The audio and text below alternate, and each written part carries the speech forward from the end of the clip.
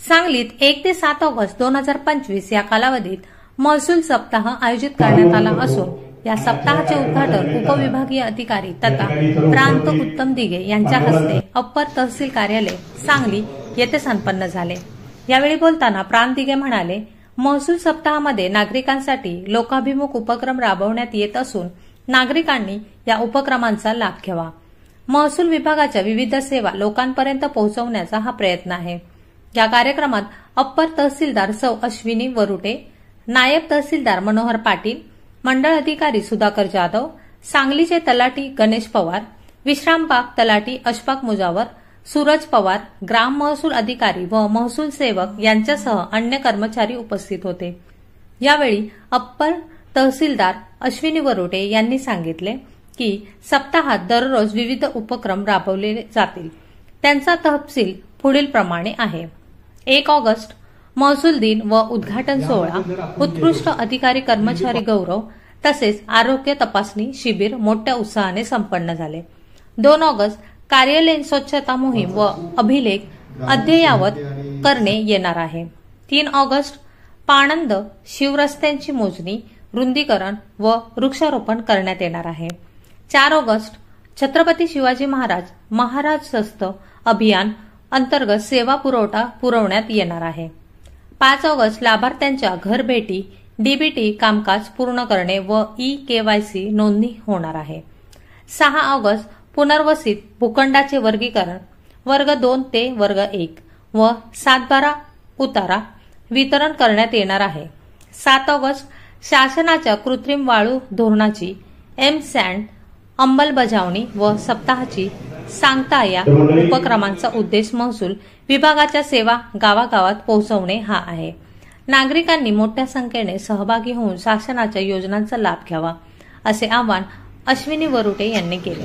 यावेळी उपविभाग अधिकारी तथा प्रांत अधिकारी उत्तम दिघे व अप्पर तहसीलदार अश्विनी वरुटे यांच्या हस्ते लाभार्थ्यांना जातीच्या दाखल्याचे वाटप करण्यात आले।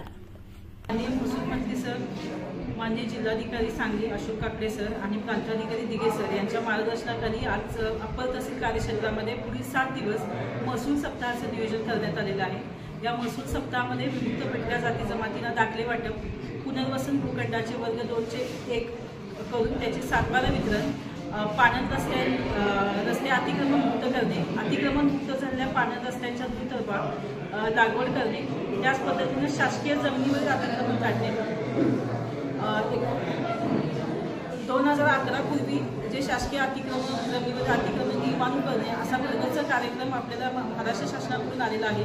त्या अनुषंगाने सर्व कामकाज अप्पर तहसील कार्यालय सांगली त्या आधीपासून 5 मंडलाधिकारी आणि तलाठी कार्यालयामध्ये संपन्न होत आहे।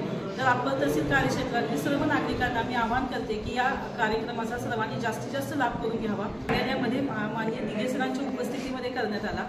या दिवशी विमुक्त भटक्या जाती जमातींना प्राथमिक स्वरूपावरती दाखले वितरण घेण्यात आले। तसेच गुणवंत अधिकारी कर्मचारी यांचा सत्कार सोहळा आयोजित करण्यात आला आणि महसूल कर्मचारी आणि अधिकाऱ्यांसाठी आज आरोग्य तपासणीच्या शिबिर ठेवलेले आहे। तर त्याचा सर्वांनी लाभ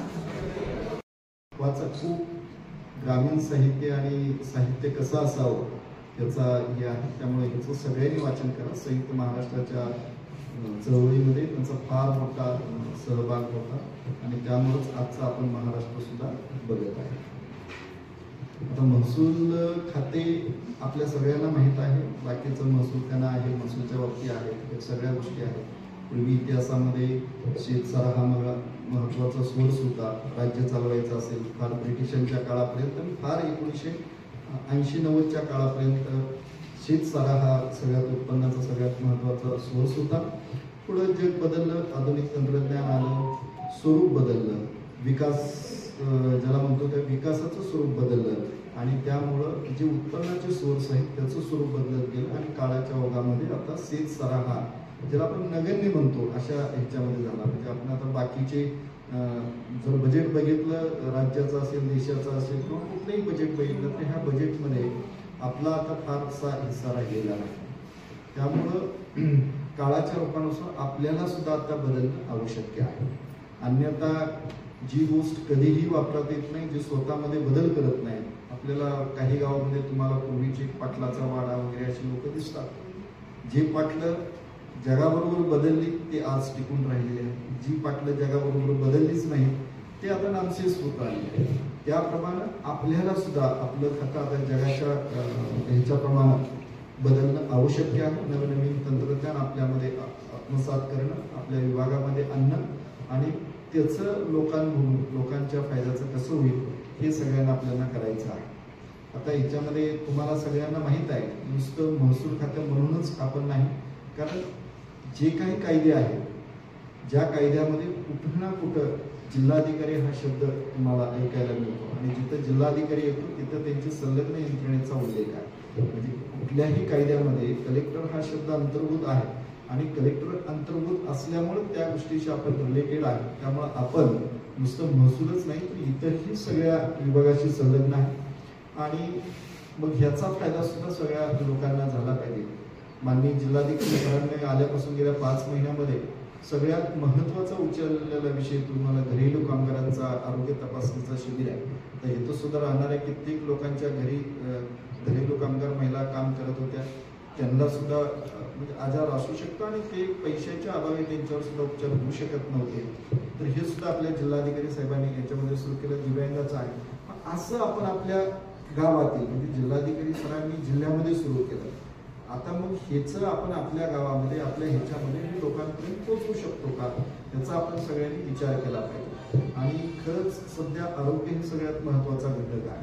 2019 साली आधी कोरोनाच्या काळामध्ये मी कराडला काम करत असताना आमच्याकडे कृष्णा हॉस्पिटल 1200 बेडचं हॉस्पिटल होतं, जिथं कोरोना सेंटर आम्ही सुरू केलं होतं. आणि तुम्हाला माहित आहे की कोरोनामध्ये मोफत उपचार आपल्याला होता आणि त्याला महात्मा फुले जनधन योजनेखाली रजिस्ट्रेशन करायचं होतं. त्यासाठी शिधापत्रिका पाहिजे होती. ज्याला कोरोना झाला ही लोक टेस्ट पॉझिटिव्ह आली की काही गडबडी कुठलीही कागदपत्रे न घेता ते हॉस्पिटलमध्ये यायचे आणि ऍडमिट व्हायचे. त्यावेळेला त्यांना कार्ड असेल तरच तुम्हाला ह्या योजनेचा लाभ मिळेल आणि आता मिळणार नाही असं सांगितलं जायचं आणि ते त्यांचं बरोबर होतं. त्यावेळेला आम्ही हॉस्पिटलला सांगितलं की तुम्ही सगळ्या लोकांना ह्याच्यामध्ये सामावून घ्या, जेवढे आहे ते त्यांचे रेशन्स कार्ड आणि सगळे युनिट द्यायची जबाबदारी आमची आहे. आम्ही जेवढे लोक त्यांच्या उपचार होऊन हॉस्पिटलमधून बाहेर पडले तेवढ्या सगळ्या लोकांच्या आम्ही याद्या घ्यायचो आणि आमच्या तालुक्यामधली जेवढी लोक आहेत त्याचं प्रत्यक्ष जाऊन तलाठी गोळा करून आणायचे आणि दुसऱ्या तालुक्यातले आणि जिल्ह्यातील जी लोक आहेत त्यांचे आधार कार्ड गोळा करण्यासाठी आमच्या ऑफिसमध्ये आम्ही टीम्स तयार केल्या की त्या पेशंटच्या नातेवाईकांना मोबाईलवरनं कॉन्टॅक्ट करायचे आणि व्हॉट्सअपवर आणि ईमेलवरनं मागून आम्ही त्या हॉस्पिटलला पोहोचलो. असं आपण सध्या आरोग्य सगळ्यात महत्त्वाचा घटक आहे. उपचार शासनाचे 999 आजारावर मोफत उपचार आहेत, पण हा लाभ खरंच त्या लोकांपर्यंत पोहोचतो का तर पोहोचत नाही. तर ह्याचं सुद्धा आपण आपल्या स्तरावर जर हे केलं तर गाव पातळीवर ह्या योजनेचा लाभ आपण लोकांपर्यंत देऊ शकतो. शेवटी कुठलंही नाही म्हणजे आपण म्हणजे किती आता मी 25-26 वर्ष ह्या खात्यामध्ये काम करतो. मी सुद्धा 2001 पासून बदललेलं खात्याचं स्वरूप बदललेलं म्हणजे चांगलं. आता ह्याच्यामध्ये जे काही बदललेले चांगले स्वरूप आले हे सगळ्यांसाठी उपयोगी आहे आणि ज्याला आपण लोकाभिमुख आणि पारदर्शक प्रशासन म्हणतो. काय लोकाभिमुखचा अर्थ काय, पारदर्शकचा अर्थ काय? लोकांसाठी सातत्याने उपलब्ध असणे, आलेल्या लोकांचं पटकीनं कायदेशीर असेल तर काम करणं, कायदेशीर नसेल तर त्याला कायदेशीर सल्ला देणं, यालाच पारदर्शक आणि लोकाभिमुख म्हणायचं आहे. त्याच्या व्यतिरिक्त वेगळं काय आपल्याला करायचं नाही त्याच्यामध्ये.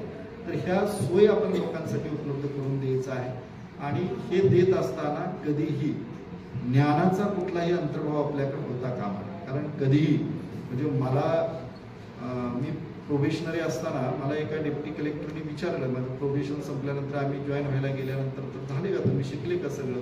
आम्ही म्हणलं हो सगळं झालं, शिकलं. ते म्हणले बरं झालं, 16 वर्ष झालं म्हणले माझी नोकरी, मला अजून महसूल खातं काय हे कळलं नाही, पण तुम्हाला तर 2च वर्षात कळलं, फारच हुशार तुम्ही लोक आहात. तर याचा अर्थ असा आहे की ह्या महसूल खात्यामध्ये तुम्ही रिटायरला आला तरी तुम्हाला ह्या कायद्यामधलं कधीच काहीही समजत नाही. त्याचं उदाहरण तुम्हाला सांगायचं, संत नामदेव तुम्हाला माहित आहे, संत नामदेव असायचे आणि ते खूप विठ्ठलाची तपस्या करायचे. त्यांचा किस्सा तुम्हाला असेल की त्यांचे वडील जात होते, वडील नसताना ते एकदा गेले, देवापुढे बसले वगैरे आहे आणि ते विठ्ठलाला म्हणायचे की मी आता सर्वज्ञानी झालेलो आहे आणि विठ्ठल त्याला म्हणायचे की नाही तू कच्चा आहेस. नाही विठ्ठल देवांना म्हणायचे तुम्ही काही कसंही या, मी तुम्हाला ओळखणार आहे, मी सर्वज्ञानी आहे. आणि मग विठ्ठलाने ठरवलं एकदा संत नामदेवाची परीक्षा घ्यायची. नामदेवांना सांगितलं की बस चंद्रभागेच्या काठी एक तो घाट आहे, त्या घाटेवर मी येणार आहे तुला भेटण्यासाठी, बघू तू मला ओळखतो का नाही, आणि थांब तिथे गंध वगैरे लावून व्यवस्थितपणे बस. मग संत नामदेवानी पार टिळा वगैरे व्यवस्थित लावून घाटावर विठ्ठलाची वाट पाहत बसलेले आहेत आणि विठ्ठल त्यांना भेटण्यासाठी तिथे येणार आहे. विठ्ठल आले, विठ्ठल भेटले आणि विठ्ठल निघूनही गेले. पण विठ्ठल त्यांना कळले नाही. तर विठ्ठल एका माशीच्या रूपामध्ये आले आणि जिथं गंध लावलेला होता त्या गंधावर बसण्याचा त्यांनी प्रयत्न केला. त्यावेळेला संत नामदेवाने असा हात हल्ला आणि त्या माशीच्या त्याला लागला. तो विठ्ठलाच्या म्हणजे तो हात जे आहे त्या माशीवर म्हणजे ते ह्यांचा टिळा लावलेलाच आहे. आणि परत संत नामदेवानी वाट पाहिली आणि गेले आणि शेवटी विठ्ठलाला म्हणले मी दिवसभर वाट पाहिली तुम्ही आलेच नाही. ते संत विठ्ठल म्हणले मी आलो, तुम्हाला पाहिलं पण तुम्ही मला ओळखलंच नाही, याचा अर्थ तुम्ही अजून कच्चे आहात. नाही म्हणले तुम्ही आलंच नाही. त्यांनी सांगितलं हे पहा माझ्या गालावर तुझ्या हाताचे ठसे उमटलेले आहेत, मी माशीच्या रूपामध्ये आलो तरी पण तुम्ही मला ओळखू शकत नाही. असे अनेक उदाहरणे असतात. त्यामुळे कधीही कुठल्याही ज्ञानाने वगैरे आणि माणूस हा कधीही परिपक्व होत नाही, तो कच्चाच असतो. त्यानं ज्ञान हे आत्मसात करायचं असतं. तर याप्रमाणे आपण सगळ्यांनी आज 1 ऑगस्ट आहे, आपण इथून पुढे निश्चित करूया म्हणजे सर्वांनी की आपण जेवढं आपल्या खालीचा वाटा उचलून आपलं खातं, आपलं शासन, आपला प्रशासन असेल त्याला कसं आपण लोकाभिमुख करू शकतो, पारदर्शक करू शकतो, लोकांच्या सेवेसाठी कसं तत्परतेने आपण उपलब्ध होऊ शकतो याचा निर्धार करूया. आणि या एका निर्धाराने पुढील 1 वर्षासाठी आपण लोकांच्या समोर जाऊया. खरं तर आज 1 ऑगस्ट महसूल दिनानिमित्त इथं आरोग्य तपासणी ठेवलेली आहे. मी सांगितलेलं आहे की आता पूर्वीच्या काळी म्हणजे 100 म्हणजे आमच्या गावामध्ये 105 वर्षाच्या वरची अनेक माणसं आहेत. आता जे मयत आहेत ते 102, 105 वर्ष वय होते. आता ही काळ बदललेलं आहे कारण त्यांनी जे खाल्लं ते फार वेगळ्या प्रकारचं अन्न होतं, आपण ते खातो वेगळं आहे. आता फार म्हणजे 14 वर्ष 10 वर्षाच्या मुलाला सुद्धा अटॅक होतो. हा जेवणात आणि आहार पद्धतीमध्ये झालेला बदल या गोष्टी आहेत. त्यामुळे आरोग्य सुद्धा महत्त्वाचं आहे. आरोग्याची तपासणी या निमित्तानं शिबिर आयोजित केलेली आहे. त्यामुळे मी तहसीलदार मॅडमचं सुद्धा अभिनंदन करतो. सगळ्यांनी आपली आरोग्य तपासणी करायची आहे. शिवाय आपल्याला खास माननीय जिल्हाधिकारी सरांनी 1 ऑगस्ट निमित्त एक कार्यक्रम आपल्याला घ्यायला सांगितलेला आहे.